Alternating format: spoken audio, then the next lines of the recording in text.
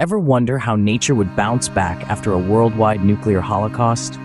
Imagine a world stripped bare and seemingly lifeless. Yet beneath this stark facade, the heart of nature beats steadily, preparing to reclaim its lost dominion. The concept of a post-apocalyptic world isn't all doom and gloom. It's a testament to the resilience of the natural world, a resilience that's hardwired into every root, every leaf, and every creature. So let's dive into a journey of recovery and resilience to see how nature could potentially react and recover. Imagine a world post-nuclear holocaust. The immediate aftermath is devastating. It's a world draped in silence, a silence that screams louder than any noise. The once bustling Earth is now a desolate wasteland, a haunting reminder of the power of human recklessness. The cities are rubble, the rivers run black, and the air hangs heavy with a toxic brew of radioactive particles. The skies, once a canvas of vivid hues, are now a murky gray. Life as we know it has been brought to its knees. The flora and fauna, once vibrant and teeming with life, are now just remnants of a bygone era. The radiation, a silent killer, infiltrates every nook and cranny, making survival seem like an unachievable dream. It's a stark, bleak landscape that appears to be beyond the reach of any form of recovery. But nature, it's full of surprises, isn't it? As the dust settles and the radiation levels drop, something miraculous begins to happen. In the aftermath of the nuclear holocaust, the world appears barren and lifeless, a desolate wasteland stretching as far as the eye can see. The devastation is absolute, but nature, it seems, refuses to be defeated. The first signs of recovery are subtle, almost imperceptible, but they are there if you know where to look. In the most inhospitable corners of our ravaged world, certain plant species, toughened by evolution, begin to sprout. These pioneer plants, like the hardy ferns and mosses, are nature's first responders.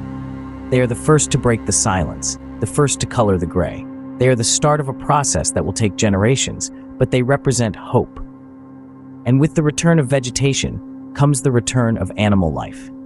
Insects, the unsung heroes of the ecosystem, emerge from their hiding places.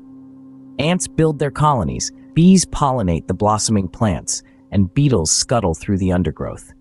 They are small, but they are mighty. They are the architects of recovery, the engineers of the future. And slowly but surely, other animals follow suit. Birds return to the skies, their songs echoing across the silent landscape. Rodents burrow into the earth, their tiny feet scratching and scrambling. And larger mammals, resilient and adaptable, begin to venture out of their hiding places, drawn by the scent of fresh green shoots. It's a slow process, this recovery. It's a process marked by small victories, by subtle shifts in the landscape, by the gradual return of color and sound. It's a process that will take time, patience, and an immense amount of resilience, but it's a process that is already underway. In the face of unimaginable devastation, nature endures. It adapts, it evolves, it fights back. And in doing so, it gives us a glimpse into a future that, while different, is not entirely devoid of hope. It's a slow process, but life, in its most basic form, begins to reclaim the world. Years pass, and the gray, barren landscapes start to change. The first to arrive on these desolate fields are the pioneer species, the hardy survivors. These are the plants that are first to colonize previously disrupted or damaged ecosystems. They are the vanguard, paving the way for others to follow. They enrich the soil, making it fertile and hospitable. Mosses and lichens, the unsung heroes of the recovery, creep across the land, breaking down the hard, irradiated rock into soft, fertile soil. Their small, unassuming forms are the architects of life's return. They are followed by grasses and shrubs, their seeds carried on the wind or in the guts of the few birds that have managed to survive. The return of larger plants is a sign that the soil is healing. The trees begin to reclaim their place, their green leaves a stark contrast against the gray backdrop. They stand as sentinels, testaments to nature's resilience and tenacity. They provide shelter and sustenance, creating habitats for the return of larger animals. Slowly but surely, the animal kingdom begins to re-emerge. Insects and small mammals are the first to make their homes among the trees, followed by larger animals. Birds begin to fill the air with their songs, their melodies a soothing balm for the wounded earth. The forests are not the same as they were before. They have been shaped by the events of the past, marked by the scars of their ordeal. but they are alive, teeming with life in all its diversity and complexity.